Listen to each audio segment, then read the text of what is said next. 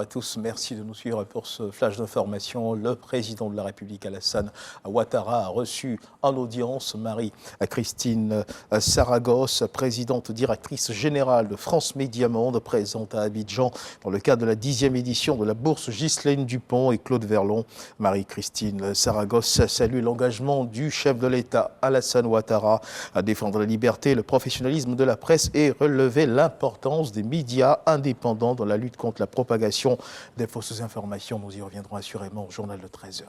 Et toujours dans l'actualité nationale, sachez que dans les mois à venir, Abidjan aura un 4e pont qui va relier donc les communes de Yopougon au plateau en passant par Atekoubé et Adjamé. L'ouvrage en construction depuis 2018 connaît un taux d'avancement physique de 92% à ce jour. Hier jeudi, le Premier ministre Robert Begré-Mombé est allé visiter le chantier. Satisfait des travaux, il annonce une ouverture partielle du pont dans les semaines à venir afin de soulager les usagers.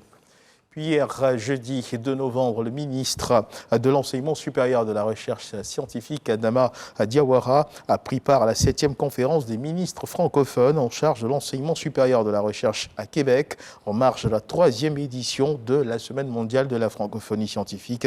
Des échanges à huis clos qui portaient essentiellement sur 2 thématiques, à savoir la mobilité estudiantine et la publication scientifique dans l'espace francophone. Le professeur Adama Diawara a porté la voix de la Côte d'Ivoire qui plaide pour la suppression ou l'allègement des modalités du visa et le financement des publications des résultats issus de la recherche. Tout autre chose à présent, la commune du Plateau a abrité récemment un atelier régional axé sur la qualité des données, l'analyse et la communication des premiers résultats des indicateurs de base pour une meilleure compréhension des enjeux liés à l'éducation. Il est ainsi initié par l'Institut international de planification de l'UNESCO et un bureau régional de l'UNESCO Dakar. Cette activité vise à soutenir l'élaboration de politiques en faveur de l'éducation et de la santé et du bien-être des populations. Reportage du Serge Pacom Didi, commenté pour vous par Didier Guesson. Les politiques en faveur de l'éducation, de la santé et du bien-être des populations au centre des réflexions.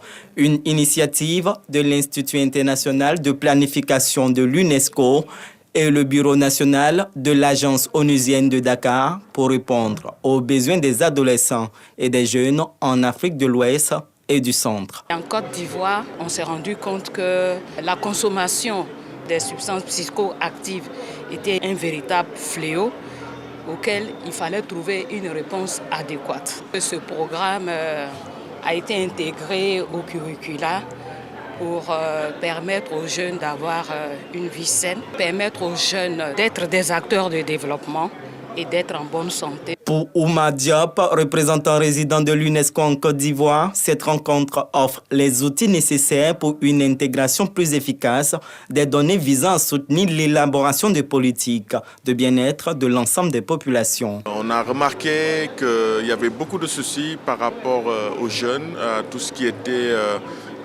maladies sexuellement transmissibles, notamment le VIH-Sida, mais d'autres maladies aussi.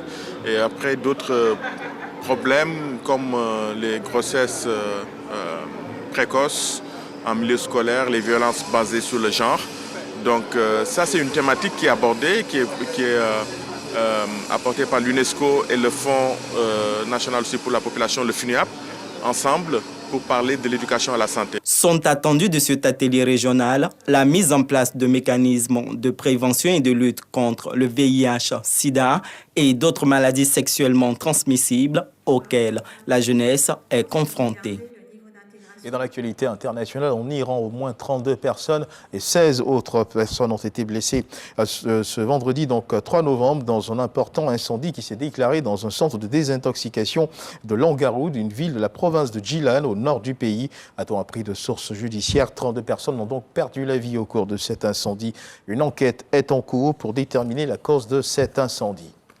Et puis nous sommes vendredi et comme depuis plusieurs semaines déjà, tous les vendredis, nous recevons un journaliste sportif à 13h. Nous aurons la page sportive avec Samuel Metsch qui viendra nous faire le point de ce qui aura marqué l'actualité sur le plan sportif au cours de la semaine.